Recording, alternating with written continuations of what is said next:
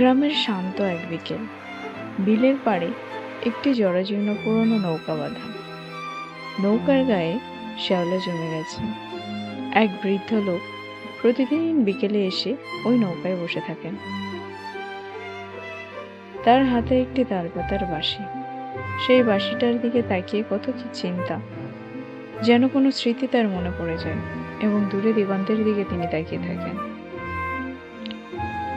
দেখা যায় অনেক বছর আগে ওই একই ঘাটে একটি ছোট ছেলে তার বাবার সাথে নৌকাটি বাওয়া শিখছে। বাবা তাকে একটি তালপাতার বাঁশি বানিয়ে দিয়েছেন এবং বাবা সেই বাঁশিটা ফু দিয়ে ওড়ানোর চেষ্টা করছেন, আর ছেলেটি হাসছে। এদিকে বৃদ্ধ লোকটি সেই বাঁশিটিতে ফু দেওয়ার চেষ্টা করছেন, কিন্তু সুর কোথায়, শুধুই বাতাস বের হওয়ার শব্দ শোনা যায়। হঠাৎ ঝোড়ো হাওয়া আসায় বৃদ্ধের হাত থেকে বাঁশিটি ছিটকে পানিতে পড়ে যায়। তিনি অসহায়ভাবে সেটির দিকে তাকিয়ে থাকেন।